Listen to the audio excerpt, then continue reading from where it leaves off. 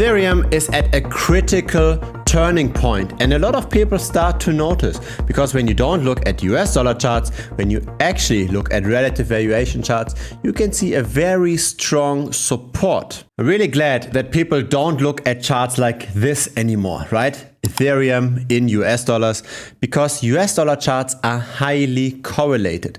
Wherever we see a top in the US dollar chart of Ethereum, we see the exact same top in the Bitcoin chart. Wherever we see a bottom in Bitcoin, we also see a bottom in Ethereum. And in the end, what really matters is outperformance. If you don't just buy and hold Bitcoin, but you're also dealing with other cryptocurrencies, the relative valuation to Bitcoin and to the entire crypto market matters much more. How is capital flowing within crypto? We completely forget about the expansion and the contraction of all of crypto altogether. We forget about a bear market when Bitcoin goes down, Ethereum goes down, the altcoin goes down.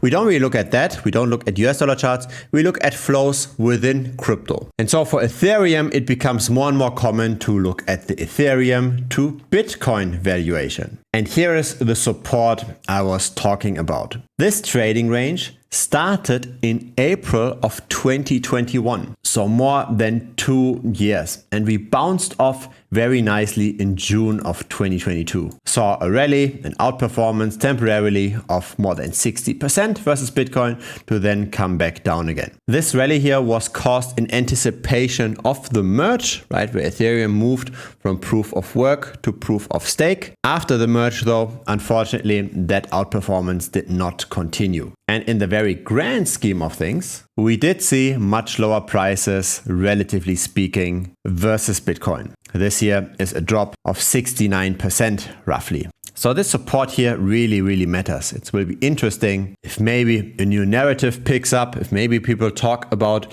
an ETF approval for Ethereum at some point. If we are breaking the current support, there is unfortunately quite a lot of potential downside. Now you might have heard of Bitcoin dominance.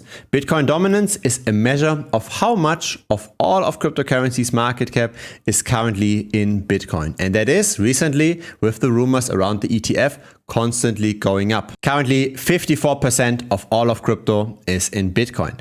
But there's also an Ethereum dominance chart. It looks eerily similar to the ETH to Bitcoin chart, but here we potentially have a bit of a support around this level. So again, we are at a current support. If we are breaking the support, the downside in Ethereum dominance is 12.5% roughly. Maybe you're looking at ETH to BTC every day. Maybe you're looking at ETH dominance every day. But there's one chart you've probably never looked at. And that's Ethereum's market cap relative to the altcoin market cap. So there's a measure called Total 3, which is all of crypto except Bitcoin's market cap and ETH's market cap.